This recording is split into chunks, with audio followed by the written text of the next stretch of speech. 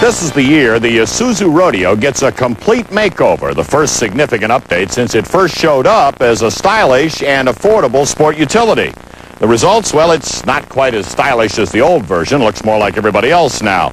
But the news is under the skin, where Isuzu has cured every complaint we ever mentioned. That's pretty impressive and worth a long-term test to see if we're still impressed after 12 months and maybe 30,000 miles.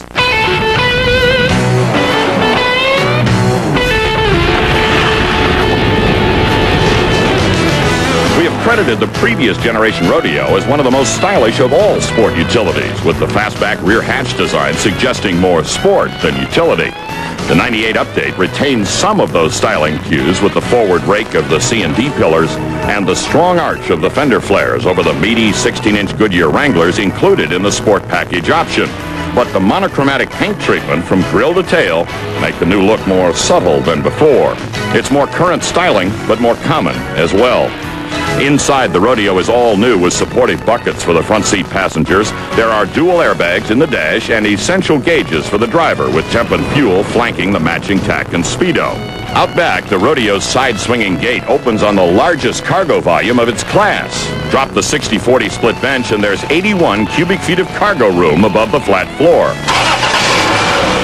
Under the hood, the news is an all-new 3.2-liter aluminum 24-valve V6, making 205 horses, 15 more than before.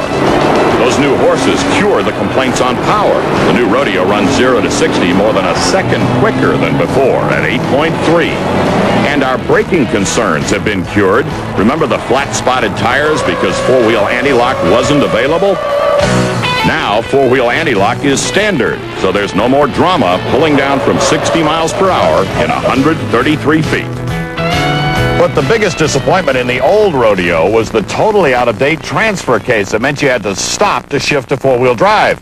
Well, not anymore. Shift on the fly is standard now. Just punch the button and you've got it whenever you need more grip.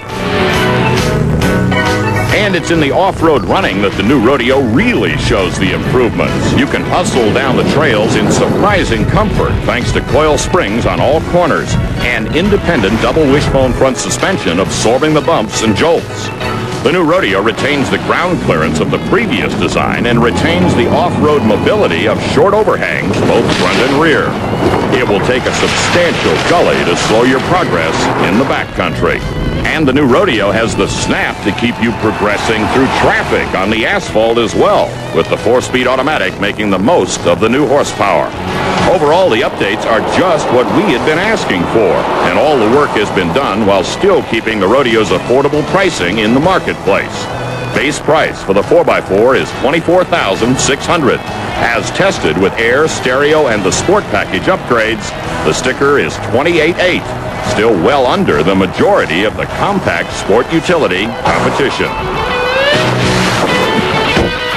So now the daily grind begins. Day in, day out driving when the grin wears off about all those improvements over the old Rodeo. That's when we start to notice the little things. We'll keep you posted on that and on how the affordable Rodeo measures up to our long-term Montero Sport that's also new on the scene as an affordable Japanese sport utility. Make it a year-long shootout to see which of these is the one to choose if your budget tops out just under 30 grand.